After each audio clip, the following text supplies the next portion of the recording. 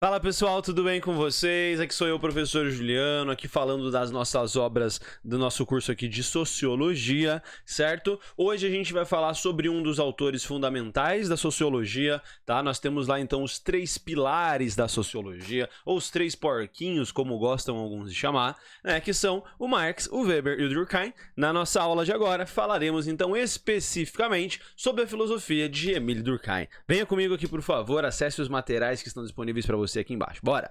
Bem, pessoal, o Durkheim é um pensador aqui importante que nós temos para o desenvolver do pensamento sociológico, né? Junto ali com o Marx e com o Weber, o tripé, né, da sociologia moderna, da sociologia enquanto uma ciência, podemos dizer assim, né? Ele é um cara que está vivendo numa Europa do século XIX, de Segunda República Francesa, né?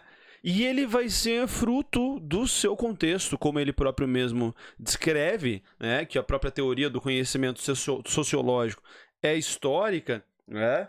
Ele, nesse mundo do século XIX que nós temos, portanto, de transformações motivadas, então, pelas revoluções industriais, em um contexto de um mundo pós-Revolução Francesa, vivendo em uma terceira república com esses ideais republicanos sendo sempre trazidos à tona novamente, é aí que Durkheim se insere, né? Durkheim não cai de paraquedas no mundo também, é óbvio, ele vai trazer referências de outros pensadores, né? E ele é um dos autores mais cobrados nas provas quando se trata de pensadores da sociologia.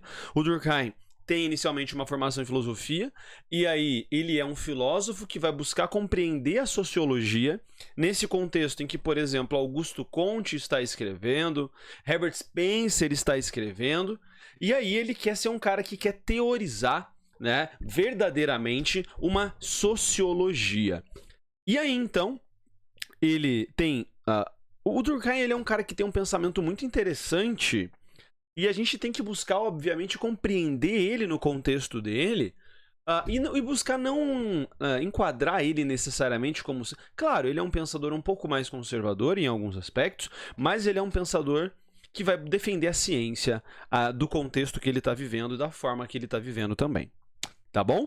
Então, o Durkheim, ele é um cara que é famoso principalmente por essas obras, As Regras do Método Sociológico, de onde nós retiramos a sua teoria do fato social, que você, aluno de sociologia, em algum momento já passou por ela, né? Então, a ideia, o conceito de fato social, e também, além desse conceito de fato social, o Durkheim ele vai buscar desenvolver as regras de um método de produção do conhecimento sociológico. Tá? Esses são os 2 livros centrais aqui, mais abordados, com os temas principais da obra desse pensador francês que a gente tem nessa época. Então, é muito estranho, né, para um pensador do século XIX estar buscando tratar sobre suicídio, por exemplo. O Durkheim ele vai entender o suicídio como um fato social, já te dando alguns spoilers do que a gente vai ver daqui para frente. Né? E o século XIX, já apontando para o nosso próximo slide, é um momento em que as ciências estão, tipo assim, existia uma filosofia, existiam ciências anteriores, que no século XIX elas vão buscando cortar suas arestas, se enquadrar melhor, né? Se especificar, se especializar. As ciências vão tornando-se mais semelhantes ao que a gente entende hoje, né? Tendo como base as ciências naturais, que vão ter um tipo de método de produção do conhecimento. E a gente pode ver isso no campo da sociologia, podemos ver isso no campo da história, podemos ver isso no campo da geopolítica, em que nós temos pensadores ali nesse contexto buscando a produção de teorias geopolíticas do contexto, nesse contexto de final do XIX na Alemanha, como o Hatzel, por exemplo. Na história, como por exemplo, também a gente pode trabalhar com o pensamento de Leopold von Ranke, um pensamento mais científico, e na sociologia não é diferente. Tá? No caso da sociologia, o que vai estar acontecendo? O Durkheim ele está vivendo nesse contexto, primeiro, de um mundo de revolução industrial, como eu já te descrevi, em um contexto, né, de pós-revolução francesa, esse momento de consolidação do capitalismo francês em uma Europa pós-Napoleão, com as ideias de burocracia se espalhando, mas principalmente com um momento de uma ideia de busca pela ciência. Ao mesmo tempo que é um contexto de século XIX em que muitas pseudociências surgiram, como a frenologia, entre outras tantas. Tá? Então, o Durkheim ele vai buscar compreender que os problemas sociais não decorriam das contradições das classes sociais, mas da ausência de regras morais de conduta, ou seja, de uma fragilidade moral. Aqui, então o Durkheim ele quer produzir um método de produção da sociologia e trazer uma ciência ímpar, uma ciência sui generis, uma ciência autônoma. Tá? Ele, enquanto filósofo, ele vai tentar produzir um tipo diferente de conhecimento, que vai ser a sociologia, em que ele... E aqui não tem como a gente continuar falando sobre isso aqui, sem falar já do que está na sequência, os pensadores que influenciam, Spencer, Spinas e o Wilhelm Hand. Mas os objetivos iniciais do pensamento do Durkheim sou filósofo, mas eu quero produzir uma outra ciência, eu quero produzir a sociologia. Então ele busca definir um método de estudos para a sociologia. Uma ciência se pressupõe como um método. Isso é uma ideia, uma herança lá do pensamento descartiano. A produção de um método para se alcançar a verdade. E aí, então, o Durkheim traz a ideia de definir um método de estudo para a sociologia.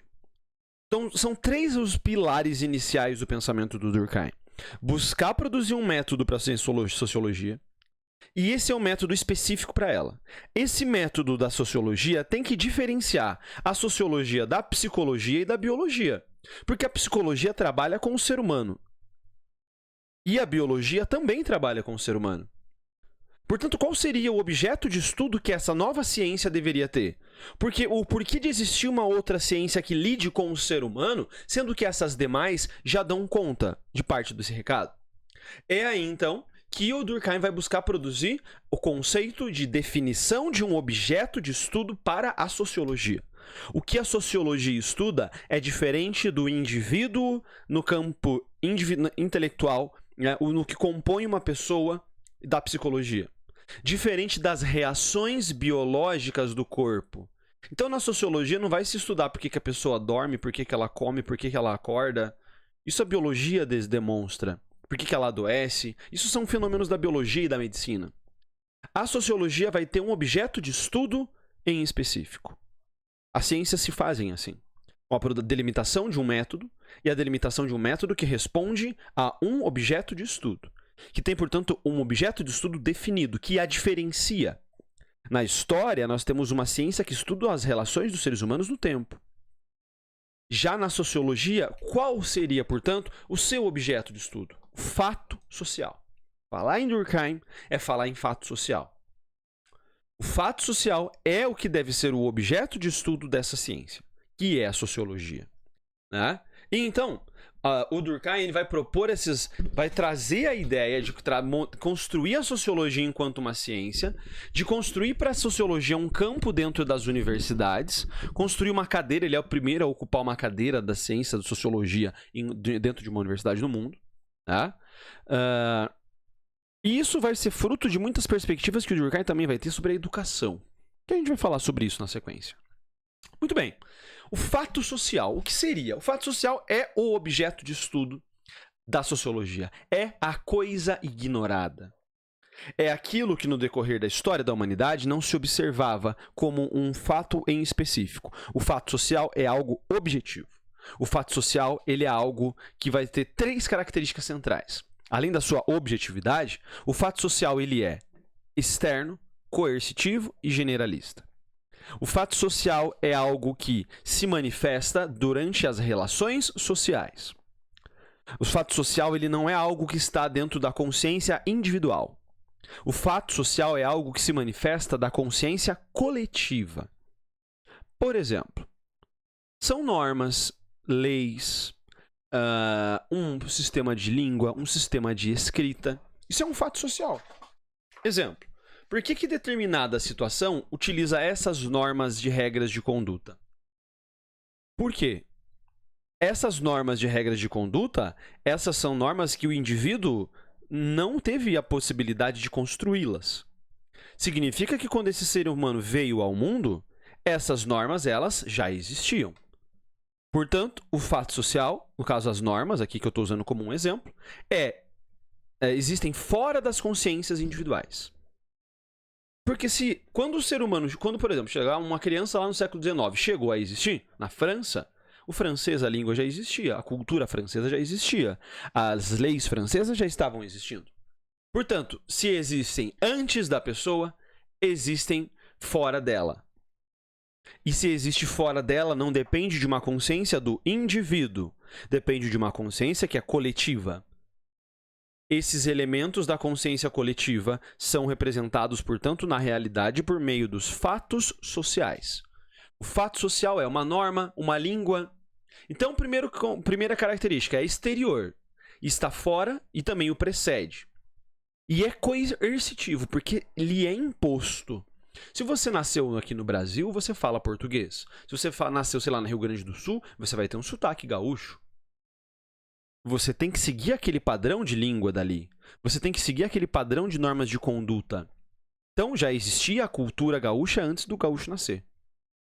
Esse gaúcho de hoje. É exterior. E te é coercitivo, porque você deve seguir esses padrões. Vamos pensar numa Europa de século XIX, que é um padrão de civilização mais fácil da gente conseguir identificar essas normas. É coercitivo no sentido de que lhe é imposto. Os fatos sociais exercem pressão sobre os indivíduos, moldando os seus comportamentos. Por exemplo, você tem uma norma social que é que você deve andar vestido nas ruas. Na cidade, você pode andar de roupa. Isso é uma norma social estabelecida. A partir do momento que você desceu o litoral, cruzou o pedágio, chegou na pé na areia, você pode estar de cueca lá e chamar aquilo de sunga, que aquilo é um comportamento que é aceito. Esse comportamento, essa norma, esse padrão comportamental lá na praia é aceitável. Se você, aqui na cidade, você decide no meio da rua 15 de novembro em Curitiba, andar pelado, no caso do Oil Man, né? Meu exemplo não vai dar certo. Na rua da tua casa, porque se for na 15, você é um seguidor do Oil Man. Aqui na rua da minha casa, eu decidi sair de cueca, ou espanto, que coisa que você não deve imaginar. O que vai acontecer? Esse comportamento que eu estou praticando não é um comportamento padrão dentro das normas estabelecidas pela nossa sociedade. Portanto, as pessoas vão primeiro tirar sarro. Então, tirar sarro é um tipo de coercitividade. Você está fazendo algo que não é de acordo com os padrões. Então, você está sofrendo sanções. Esse é um tipo de sanção, a tiração de sarro. Um tipo de sanção que pode ser mais grave. Uma pessoa que decida andar nu pela rua, essa pessoa pode ser presa porque é um atentado de violência ao pudor. Portanto, é uma sanção. Você está estabelecendo um comportamento que não é compreendido como correto por aquele grupo de pessoas. Portanto, esse fato social, você deve andar de roupa, é um fato externo a você e é um fato que lhe é imposto e que, se você não o segue, você sofre sanções. Ao mesmo tempo, ele é a generalidade. Eles são difundidos por toda a sociedade, não pertencendo a um só objetivo, mas a uma coletividade. Ele é objetivo, portanto. Ele não é meu, ele é externo a mim, ele é general, ele é de todos. Ele não é um comportamento individual, portanto, ele é generalizante. Então, as três características do fato social são: a exterioridade está fora de mim, a coercitividade me é imposto seguir dessa forma, e se eu não seguir, sofrerei sanções, sendo elas em características mais morais ou no sentido de características jurídicas. E esses comportamentos devem ser seguidos, senão você não faz parte dessa sociedade. Então você pega, por exemplo, a questão... vamos pensar a questão da linguagem. A questão da língua, a questão da fala, é um fato social que já existia antes de você chegar na cidade que você está vivendo, é exterior. Lhe é coercitivo se você decide falar de uma outra maneira. Basta você ver, por exemplo, quando você vai, sei lá, falar com se é de uma região do país e vai para outra. Você fala com um sotaque diferente, as pessoas vão tirar sarro de você. Portanto, lhe é coercitivo que você deve agir de outra maneira. Não vai preso por falar com um sotaque de outro lugar. Só que lhe é coercitivo. A tiração de sarro, ela vai existir. É generalizante porque todo mundo naquela cidade fala dessa forma e você está falando diferente. Esses comportamentos, essas normas, essas leis, esses costumes, eles são externos, fazem parte de uma consciência coletiva, portanto, eles são o fato social. É isso que a sociologia estuda. esses padrões de comportamento que são executados apenas em sociedade e não individualmente. Um exemplo de um fato social, a ideia do casamento. A ideia de se casar. As sociedades determinam que quando chega em determinado, sei lá, no Brasil, as mulheres sofrem muito com isso. Lá pelos 20 anos de idade, a mulher já começa, e aí, quando é que vem o filho? Quando eu tenho o primeiro, e aí, quando é que vem o segundo? É a ideia de você ter um fato social da nossa sociedade, que é mulheres de tantos anos devem ter família e devem ter filhos.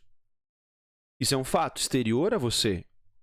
Isso é um fato que lhe é coercitivo e não é de uma pessoa, é da sociedade na qual ela está existindo. Professor, mas e daí como é que surgiram esses comportamentos em sociedade? Não foi do indivíduo? Calma, chegaremos lá. Um exemplo, meu agora. Estou careca, não sei se percebeu. E recentemente, raspei na zero. Quando eu cheguei na escola para dar aula, o comportamento dos alunos foi rir da minha cara. E na sequência perguntar, professor, por que você fez isso? Eu falei, ué, porque eu quis. Raspar a cabeça sem um motivo de passar no vestibular, de estar doente, de fazer alguma ação para alguém, é algo que é um comportamento que não é padrão. É normal que você tenha cabelo, pode estar todo bagunçado e tal, enfim, do jeito que for, o homem pode ter um tipo de cabelo. Aí no momento que eu rapei a cabeça, meu Deus, foi um comportamento que eu tive, que eu fui coagido pelos demais, pela minha atitude. Os que tiram sarro é porque acham errado, porque acham feio, enfim, é só um exemplo para você entender. Né? Os padrões estéticos, o que significa, portanto, que as formas de conduta em sociedade são construídas social e, portanto, também historicamente. As questões se constroem no decorrer do tempo. Externos a nós, de forma impositiva e generalizante. Isso são as 3 características centrais do fato social. Fora do indivíduo, então é a exterioridade, a coerção e a generalidade. A generalidade não é do indivíduo, é coletivo. Certo? Lembre-se, por favor, dessas 3 características do fato social. E aí o Durkheim, como um cara que preza pela ciência, vai buscar desenvolver análises sobre fatos sociais. A gente chega lá daqui a pouco. Então o Durkheim tem os objetivos. Propor uma ciência da sociologia, um método de estudo da sociologia, propondo também um objeto de estudo, que a gente viu que é o fato social. É isso que é externo, coercitivo e generalizante. Generalizado, não individual. O Durkheim, sempre muito influenciado pela biologia, vai dizer que o sociólogo, o cientista social, deve analisar o comportamento, ou seja, o fato social, assim como um biólogo analisa uma célula. Ele não deve analisar com pontos de vista. Ele deve apenas descrever o que ele está vendo no microscópio. Aquilo aconteceu dessa forma, com essa causa e essas consequências. Portanto, o papel do sociólogo, do cientista social, é olhar para o fato social e descrevê-lo em formato de linguagem. E é isso. Porque se ele existe fora do indivíduo, ele é observável. E se ele é observável, a função do cientista é apenas de descrição. E não de produção de juízo de valor. E não de produção de critérios de justificação ou de julgamento acerca daquele tipo de fato social. Então é a ideia de um método que a ciência social deve possuir, muito semelhante, estou olhando aqui para o lado para eu acompanhar o meu cronômetro para ver quanto tempo foi, do pensamento descartiano sobre a obra do Durkheim. O Durkheim é como um filósofo que torna-se um sociólogo, né, que vai propor esse método. O Descartes propõe a ideia de um método de produção do conhecimento para se alcançar a verdade, baseado em várias etapas, enfim. E aqui o Durkheim vai trazer isso também. Portanto, o sociólogo deve evitar as pré-noções ou noções vulgares. O fato social é a coisa ignorada. Se deve demonstrar e descrever esse fato. E aí o Durkheim tem uma ideia que é muito interessante, muito determinante para as ciências sociais e para as ciências humanas de uma forma geral, que são criticadas por algumas pessoas, inclusive. Né? Por exemplo, a ideia de você ter que definir o que é Estado. a ideia de se definir, por exemplo, o Durkheim vai falar, o Estado é algo que existe fora do ser humano, nas sociedades é imposto e ele é generalizante, portanto é um fato social. Portanto, se o fato social Estado existe, o sociólogo tem a função de descrever o Estado. Falar, Estado é isso. Ou a religião. A religião é algo externo ao indivíduo, que é imposto ao indivíduo, principalmente nas sociedades até o século XIX, em que o pensamento religioso é muito forte, e é generalizante. Não é do indivíduo, é geral. A religião está ali. Portanto, a função do sociólogo é olhar para essa determinada religião e descrever como ela funciona, como esse fato funciona, que são comportamentos que só vão existir de forma coletiva.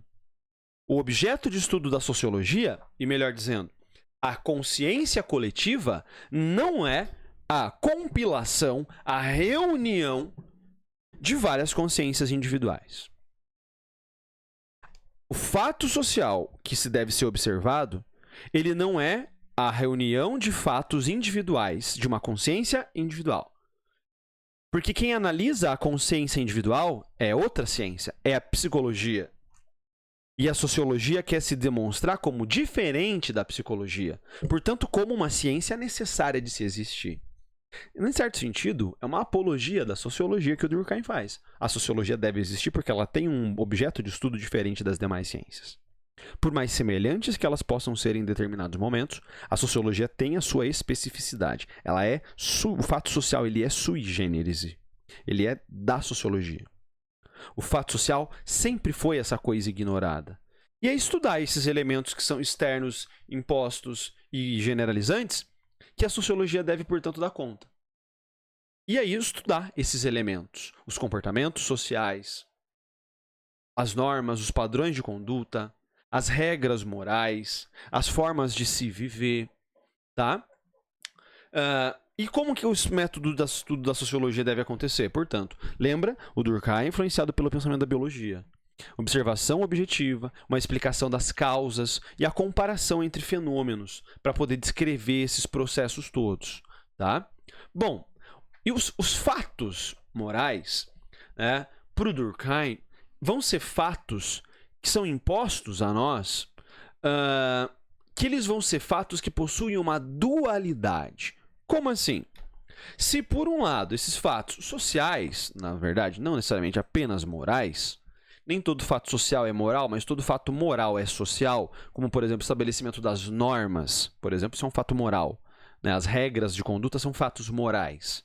Esses fatos morais, por um lado, eles são coercitivos, portanto, impostos, você tem que segui-los, portanto, você se sente preso, você não tem liberdades. Por outro lado, então, por um ponto, é coercitivo, imposto. Por outro lado, ele é desejado e aceito pelos mesmos indivíduos. Porque esse fato que lhe é imposto, lhe determina os padrões que você deve seguir. Isso reflete, portanto, a tensão entre a necessidade de conformidade social e o reconhecimento dos benefícios da moralidade para a coesão social. Quando você entende, então, o Durkheim vai descrever, o fato é externo, ele é imposto, mas ele é desejado pelo ser humano, porque isso faz com que você saiba qual é a sua função e como você deve agir. Você não é livre totalmente, você está livre dentro dos padrões estabelecidos pelos fatos morais ou fatos sociais, dependendo do fato, dessa sociedade na qual você vive. Portanto, você tem apenas que seguir esses padrões. Isso são benefícios. E, portanto, essa moralidade possibilita uma coesão social, o que depois ele vai chamar também de uma solidariedade, que a gente fala daqui a pouco, tá? E aí, então, a ideia de coesão, vamos pensar, por exemplo, em civilizações mais antigas e grupos menores. Vamos falar, por exemplo, de Atenas, no século VI a.C., onde surgiu a democracia. Ali se tinha um modo de viver vinculado à democracia, que inclusive, por puríssima coincidência, eu estou com um livro aqui do lado sobre a história da democracia. Super indicação para você, John Donne, A História da Democracia. Coincidência, juro por Deus. A sociedade ateniense era uma sociedade democrática em que esses conceitos de democracia daquele contexto, que ganhavam muita força, possibilitavam uma coesão social porque as pessoas sabiam como elas deveriam viver. Você sabia a forma de você agir. Portanto, se era estabelecido um padrão moral, vamos pegar um caso, sei lá, de uma tribo hebraica de século 10 a.C. O povo hebreu era um povo que vivia de uma forma muito coesa por conta de seguir regras morais de conduta muito rígidas e também por uma questão de se perceber enquanto semelhante em quase todos os aspectos. Esteticamente, corporalmente, comportamentalmente. Então as pessoas elas eram parecidas fisicamente e tinham um padrão moral muito bem estabelecido e único que era daquele grupo pequeno de pessoas. Isso gera uma coesão social. Porque as pessoas sabem e que cada uma que elas devem seguir para que a sociedade prospere. Isso é um tipo de solidariedade que o Durkheim vai chamar de solidariedade mecânica. É uma solidariedade dos povos pré-industriais em que cada um sabe que existe dentro desse coletivo e isso faz com que se tenha uma maior coesão dessa sociedade. Os indivíduos vão sim fazer parte da sociedade, mas tendo comportamentos impostos pela sociedade. E por isso, por Durkheim, a sociedade tem uma vida própria, ao mesmo tempo que ela é o que nos concede a humanidade. O Durkheim tem uma passagem que nos diz: não poderíamos pretender sair da sociedade sem querermos deixar de ser homens. O ser humano, portanto, só existe quando se vive em sociedade. O ser humano só o é humano quando se vive em sociedade.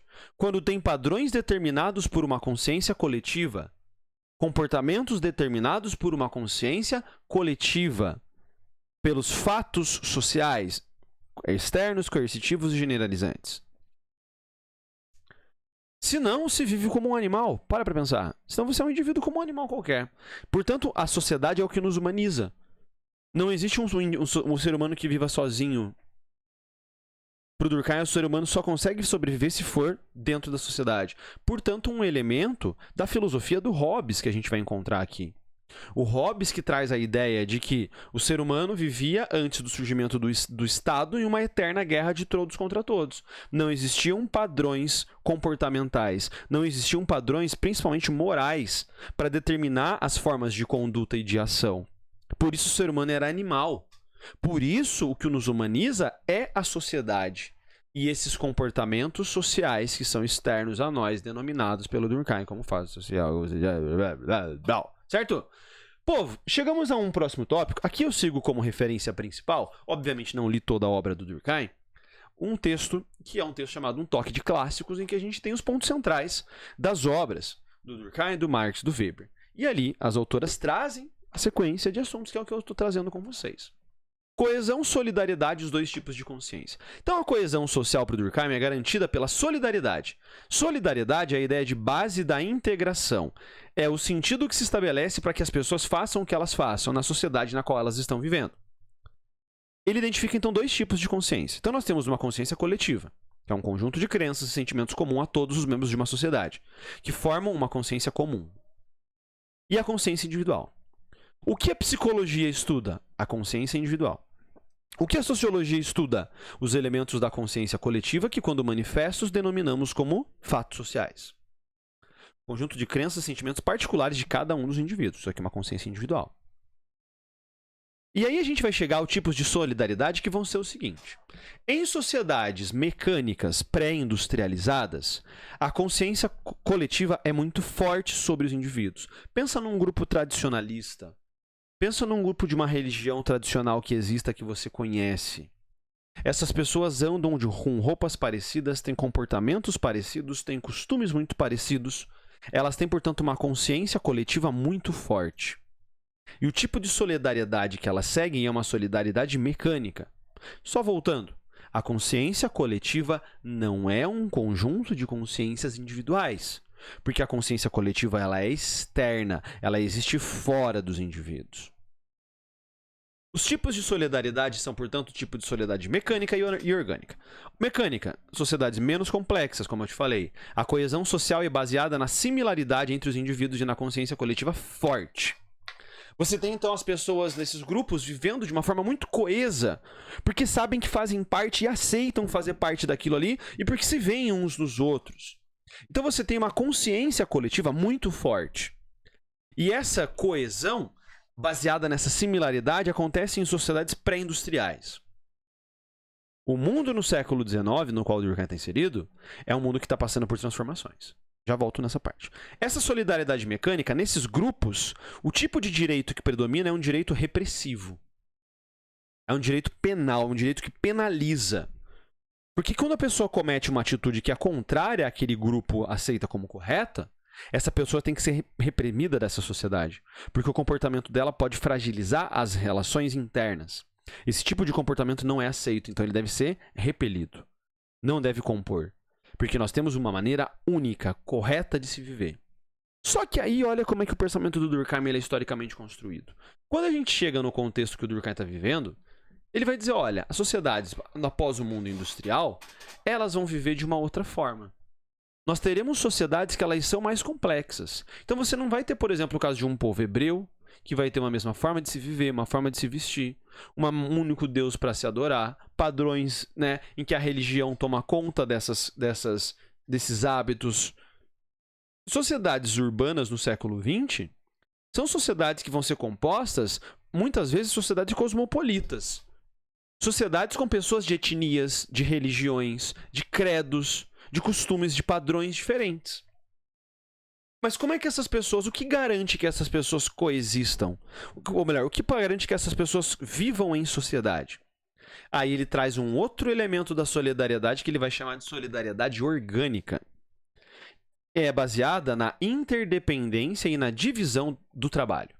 Não se esqueça, as sociedades são mais especializadas. Cada pessoa tem uma função muito específica dentro daquela sociedade. Portanto, você faz um trabalho muito específico, muito detalhado. O teu trabalho é muito importante.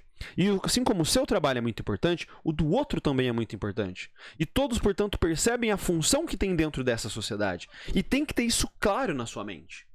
Que a sua função na sociedade é muito específica, portanto, ela é muito importante para essa sociedade. Portanto, a coesão dessa sociedade, o de se buscar viver dentro dessa sociedade, é um objetivo baseado na diferenciação, na dependência da diferenciação do trabalho. Como eu faço pó de sal que tá aqui, coisas aleatórias. Então o cara que trabalha produzindo isso aqui, sabe que o trabalho dele é esse. O cara que trabalha produzindo relógios, sabe que a função dele é produzir relógio. Cada um tem a sua especificidade. Portanto, ambos sabem que são importantes para essa sociedade e, portanto, vão defender e vão compreender a importância de se viverem juntos. Nesse tipo de sociedade, que é uma sociedade com menos identificação pela semelhança, né, se tem um tipo de direito que é um direito restitutivo. É um direito que vai buscar reinserir esse indivíduo na sociedade. Veja que é uma outra forma de olhar para os comportamentos. Mas por mais que se viva em uma sociedade harmônica, ela nunca vai ser perfeitamente harmônica. Nunca a solidariedade vai chegar a todos.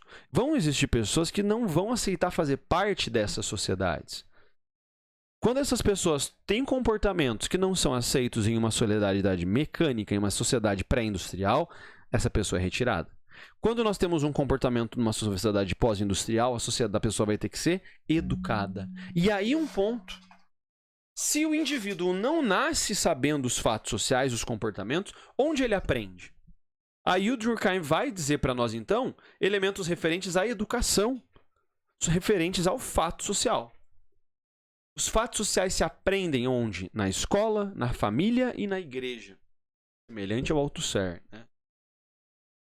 Althusser?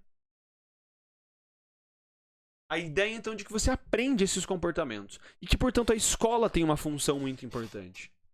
A escola tem a função de ensinar os que são os comportamentos aceitos. Ensinar elementos morais que compõem essa sociedade. Que esse indivíduo saiba a qual ela pertence. Então, para o Durkheim, a educação é de extrema importância. Né? Se aprende essas coisas de fora. Né? E em uma sociedade que nós temos uma sociedade que tanto de solidariedade mecânica como orgânica, às vezes as normas falham. Por isso existem os crimes. Por que se chega a cometer um crime? Ou por que é considerado um crime? Porque é algo que não é bem visto pelo coletivo. Portanto, deve ser punido. E é aí que a gente chega, né? Então, à medida que, olha, isso aqui é muito importante, à medida que a comunidade ocupa um lugar menor, abre-se espaço para o desenvolvimento das dessemelhanças, das individualidades e da personalidade autônoma. Então, em um mundo em que nós temos menos uma religião menos coletiva, menos geral, em que você tem as pessoas sendo mais individualistas, em que você não tem grupos dominantes de padrões comportamentais, os indivíduos vão ter comportamentos mais fortes. Você tem sociedades mais individualizadas. Mas essa diferenciação não diminui a coesão. Porque na solidariedade mecânica você tem um jeito e na solidariedade orgânica tem outro. Ao contrário, faz com que a unidade do organismo seja tanto maior quanto mais marcada a individualidade das partes. Pega, por exemplo, os casos que a gente tem hoje no mundo, lá no Brasil, as pessoas LGBTQIAP+, tá ligado? LGBTQIAP+. Então, uma pessoa que ela tem um comportamento em que, primeiro, ela vive numa sociedade em que os comportamentos coletivos são cada vez menos presentes. Isso é um grande problema da nossa sociedade, cara. Em que ela não tem padrões de comportamento que ela deva seguir. Ela vai buscar ser, portanto, mais individualizada. Ela vai determinar os caminhos pelos quais ela vai seguir. Essa pessoa, quando tem tipos de comportamento muito radicais, ela vai ser reprimida pela maioria. Não estou dizendo que isso é certo, longe disso. Eu estou dizendo que esse tipo de comportamento existe. Não é? Então, a pessoa tem comportamentos, tem atitudes que não vão ser aceitas pelo grupo. Por mais que vocês vivam em uma sociedade que você tenha a individualidade como sendo parte, o individualismo exacerbado ainda é algo que vai ser criticado. É algo em que vai também não diminuir a coesão. Porque aí você vai ter pessoas que vão se unir para tirar sarro daquele um, por exemplo. Não é isso? E daí nós vivemos hoje em um mundo em que isso aqui faz muito sentido. Né?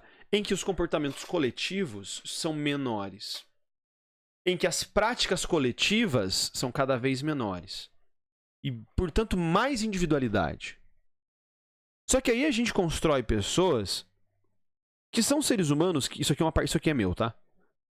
Que são seres humanos que têm um cérebro de um sapiens de 120 mil anos atrás. Que é um cara que vivia em grupos. Que é um cara que precisava do coletivo para sobreviver. Que é um cara que precisava viver da forma que aquele grupo... Tá? Você tá me entendendo? Portanto, basta você entender quando você tá num coletivo de pessoas que você gosta. Não tô falando que você tem que gostar da escola e de todas as coisas coletivas que você faz. Mas às vezes vai ter alguma coisa coletiva que você vai gostar. Minha cadeirinha tá roncando bem alto aqui. Você vai se sentir pertencendo àquilo. Isso te faz bem. Como hoje nós temos um mundo... Eu não tenho religião, né? Sou ateu, mas eu entendo o papel da importância que a religião tem para as pessoas. Se você tem um mundo em que você não tem padrões de religião estabelecidos, padrões de normas de conduta estabelecidos gerais para que você consiga se basear, as pessoas crescerem de uma forma muito livre e sem buscar padrões de normas de moralidade para se enquadrarem, vai fazer, claro, com que a individualidade ganhe força, só que em algum momento a pessoa vai se sentir tão sozinha que ela vai ter problemas. Muitos dos problemas que nós temos, portanto, relacionados à saúde mental, são problemas que às vezes vão estar relacionados à ausência de participação de grupos. Não é que não exista um problema, sei lá, de um cara que joga futebol a vida inteira e que é um atleta profissional. Não é isso. Nós vivemos em uma sociedade que é cada vez mais individualizada. E que a gente pode fazer, portanto, essas relações dessas coisas. E um exemplo, o oposto também. Por exemplo, a família é um grupo importante. Hoje em dia nós vivemos em momentos em que as pessoas quase não convivem com as famílias. A criança é abandonada pelo pai e pela mãe na escola, que fica lá até 5h40 da tarde, que daí o pai pega, que daí leva pro inglês, que daí depois leva pro não sei o quê, e quase não convive. Aí esse cara vai lá e conhece um amiguinho dele, que é um cara que gosta de futebol, assim como ele, torce pro time que ele torce, fala, ô, vamos no jogo comigo lá e tal. Aí ele vai lá no jogo, assiste o jogo no meio de uma torcida organizada, e ele se sente pertencendo a um grupo. Esse é o cara que vai entrar pra uma torcida organizada, que vai fazer o que for preciso pra aquela torcida organizada.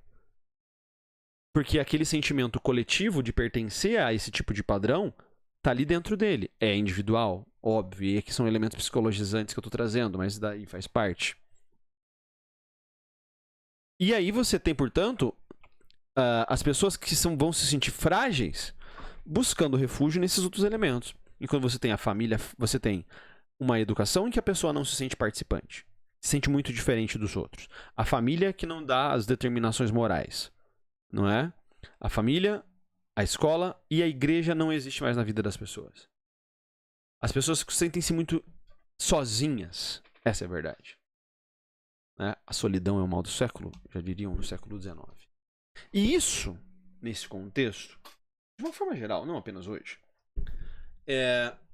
pro Durkheim, por mais que os fatos sociais sejam externos, coercitivos, generalizantes, podem acontecer situações em que a pessoa não consiga seguir esses padrões estabelecidos externamente. E as pessoas podem ter comportamentos que não sejam considerados aceitos e comportamentos extremos. E aí o Durkheim vai trazer uma ideia de um fato social que vai ser o suicídio.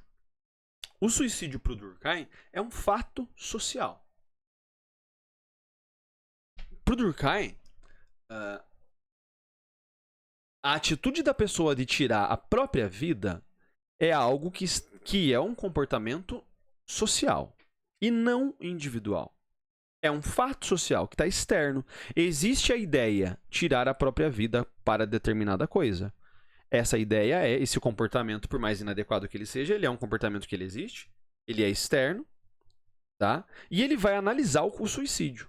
E para o Durkheim, existem 3 tipos de suicídio que as pessoas vão ter. O Durkheim analisa isso aqui como um cientista. Ele vai pegar os dados de suicídio da França, desse contexto do século XIX, vai analisar vários desses casos e ele vai escrever um livro dele, O Suicídio. Por isso que na Suíça tem um instituto, até hoje muito famoso, Instituto Durkheim, que é um instituto de psicologia que estuda o suicídio. Por mais que o Durkheim busque separar psicologia e sociologia, alguns elementos para nós hoje em dia vão estar correlacionados.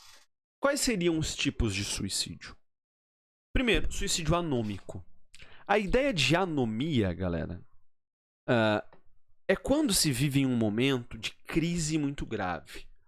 Um momento de mudanças muito radicais. Momentos de grandes dificuldades econômicas, financeiras, sociais. Não há regras muito claras estabelecidas para esse indivíduo. Então a anomia é a ausência de é a falta de regras, né? Essa pessoa não entende ali as regras não são impostas, os sistemas de valores são corrompidos e a pessoa acaba cometendo um suicídio. Momentos de crise, de um desespero muito grande, a pessoa passa por esse tipo de dificuldade. Você tem crises em momentos. Na crise de 1929. Foi o momento em que muitas pessoas cometeram suicídio. Porque mudou drasticamente a economia do mundo naquele contexto. Então é um tipo de suicídio anômico. É onde o valor se corrompeu. Não há regras claras. Anomia. Anomia no sentido de nomos de norma. Sem normas. Não tem norma, então essa pessoa vai lá e tira a sua própria vida. Um suicídio do tipo egoísta ocorre quando o indivíduo... eu inverti. Esse aqui tá errado, tá? É o altruísta que deveria estar aqui, ó. A guerra. Vamos pro altruísta, depois eu vou pro egoísta. Altruísta. E, ó, se eu inverti isso e isso aqui, ó. Deixa eu alterar isso nesse slide aqui agora. Porque senão eu vou acabar deixando pra depois e esse material eu vou colocar pra você errado. Aqui vem pra cá. Perdão. Já diria o Faustão. Quem sabe faz ao vivo.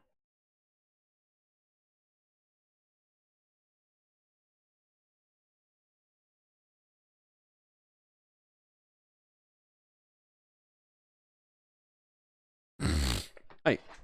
Então o suicídio... Vamos pro altruísta primeiro. O suicídio altruísta é, por exemplo, quando ele vai acontecer... Então, se o da anomia é quando o indivíduo não sente as normas da sociedade, o altruísta é quando o cara tá muito inserido na comunidade. Quando o cara faz em que a morte dele é inevitável para a sociedade. Como assim, professor? Vou dar um exemplo. Os kamikazes. durante a Segunda Guerra Mundial. Esses caras achavam que para que o bem do povo japonês, eles deveriam, se necessário, se matar. E eles iam jogar o avião sobre um porta-aviões. E aí morriam. Isso é um tipo de suicídio. É o cara que acredita que deve se sacrificar para salvar outras pessoas do grupo ao qual ele faz parte. Isso é um suicídio altruísta. E aí tem o tipo de suicídio egoísta, quando o indivíduo não sente pertencimento na sociedade. Isso, portanto, quando o indivíduo não se sente parte da sociedade, a culpa não é do indivíduo, é da sociedade que não determinou normas suficientes para que essa pessoa se sentisse parte dela. Portanto, essa culpa não é individual. Por isso é um suicídio que ele é de um padrão de fato social. Por mais egoísta, que é por causa desse indivíduo que não está se sentindo parte da sociedade, o que levou ele a cometer esse suicídio é porque ele não se sente pertencendo a essa sociedade, que, portanto, falhou. Então, é a falha da sociedade, portanto, é algo que está externo ao indivíduo. Se existem outras pessoas que tiraram a vida dessa forma, é porque existe esse comportamento externo. Pesadíssimo essa ideia que o Durkheim traz sobre suicídio. Além do suicídio, existem outros casos do que o Durkheim vai chamar de anomia, né? Então, Durkheim relaciona a moralidade à regulação social e à integração. Uma sociedade precisa ter uma moral muito rígida e muito estabelecida para que as pessoas saibam seguir os seus padrões de vida, né? E também, dessa forma, se integrem a essa sociedade e busquem pertencer a essa sociedade. Essa é uma visão que é um pouco ingênua, é uma utopia, assim como várias outras que a gente tem no século XIX, de acreditar que a gente possa estabelecer uma moral comum no mundo que nós vivemos hoje, por exemplo. Eu estava pensando sobre isso hoje, inclusive. Será que é possível a gente estabelecer padrões morais em um mundo tão diverso quanto o que nós vivemos? Em um mundo de disputas, de narrativa? Né? A anomia, por outro lado, é uma condição de falta de normas e de orientação moral, resultante de mudanças sociais rápidas ou de crise, o que pode levar, por exemplo, aos casos de suicídio, o que pode levar à desintegração social e ao aumento de comportamentos desviantes, os casos de crimes. Momentos de uma crise muito grave, de um terremoto, o cara, para sobreviver, vai cometer um crime de roubar o mercado. Isso é uma atitude que o crime é um comportamento externo. Portanto, que está ali. É a falta de norma que fez com que, ou desse momento extremo que fez a pessoa cometer esse tipo de atitude. Né? E a vida social, a vida no coletivo, para que ela prospere, é necessário, segundo Durkheim, o estabelecimento de uma moral. Porque essa moral fornece regras e normas que guiam o comportamento dos indivíduos, promovendo a coesão e a ordem social. Portanto, é importante para o indivíduo, mas também é importante para a sociedade. Sem a sociedade, sem a moralidade, a sociedade se desintegraria. Portanto, o elo da sociedade, esse elan que a todos envolve, o que nos faz pertencer, é o elemento moral. É o fazer a coisa certa. E esse fazer a coisa certa deve ser muito bem determinado. E essa moral, ela, portanto, mantém a sociedade coesa e a ordem da sociedade. E vai guiar os indivíduos. Hoje a gente vive um dos vários problemas que nós temos com relação à não realização profissional é a gente achar que a gente tem que ser feliz muitas das vezes. Às vezes os nossos pais ou avós tinham uma vida mais fácil no sentido de que ele não tinha que escolher ser feliz. Ele tinha uma norma que era imposta a ele, portanto um fato social, que é vai trabalhar, vai estudar, vai fazer tal coisa, vai trabalhar numa empresa e vai ficar ali, né? E aí você tem as pessoas que trabalham 45 anos na mesma empresa, se aposentavam e estavam lá, estão em casa de boa, hoje com 80 anos de idade. Então ele tinha um padrão que era geral. Então, naquele bairro, os homens, os meninos de tal idade seguiam para tal curso, depois de tal curso entravam em tal empresa e teriam essa sequência de vidas, e isso estava tudo certo. É um sentido para essa vida. Em um momento em que você tem muitas possibilidades e que você deve buscar encontrar essas coisas e, por falta de contato familiar na maioria das vezes, não se estabelece uma base moral que fortaleça o indivíduo e estabeleça os seus valores. Né? E aí, voltando, portanto, ao elemento da religiosidade para o Durkheim. As sociedades religiosas são umas sociedades com uma moral muito elevada. Né? Ele estuda, inclusive, a religião como um fato social e acredita que ela desempenha um papel crucial na coesão social. Isso é verdade. Né? Se é certo ou não, gente, é outros 500. Pega um grupo religioso que tem perto da tua casa. Os caras são muito juntos, muito próximos, fazendo tudo junto. Até raiva, às vezes, né? A religião reforça a moralidade e os valores compartilhados, servindo como uma fonte de integração e solidariedade. Você sabe como agir porque já está te dito, ó, haja dessa forma. Já está exposto a você. Já está externo a você. E lhe é imposto, só seguir. E, portanto, essa questão de solidariedade, de conviver um com o outro nesses elementos todos. E aí a gente chega ao nosso último tópico, tá? Que é essa teoria sociológica do conhecimento, que para o Durkheim, a sociologia deve ter uma forma de se produzir. O pensamento sociológico deve levar em consideração o tempo, o espaço, a causalidade. São produtos dessa vida social. A produção dos meios, por exemplo, uma sociedade no século XIX de tal lugar, você tem que analisar a geografia daquele lugar, a história daquele lugar, para daí você entender os fatos sociais daquele lugar. O fato social é generalizante para uma comunidade. Ele não é universal para o mundo inteiro. Ele é universal para aquele grupo. O universo tipo, de todos que fazem parte. O conhecimento é, portanto, socialmente construído e compartilhado. O conhecimento ele é construído socialmente e compartilhado entre os outros. É essa perspectiva que o Durkheim nos traz, portanto, sobre a forma de se produzir o conhecimento. E é aqui que eu fico com vocês nessa nossa aula sobre o pensamento do Durkheim. Aqui embaixo você tem acesso ao material com os exercícios do Durkheim para que você faça uma boa prova e qualquer dúvida que você tenha, me procure. Sou o professor Juliano, forte abraço, bons estudos, até mais, tchau, tchau.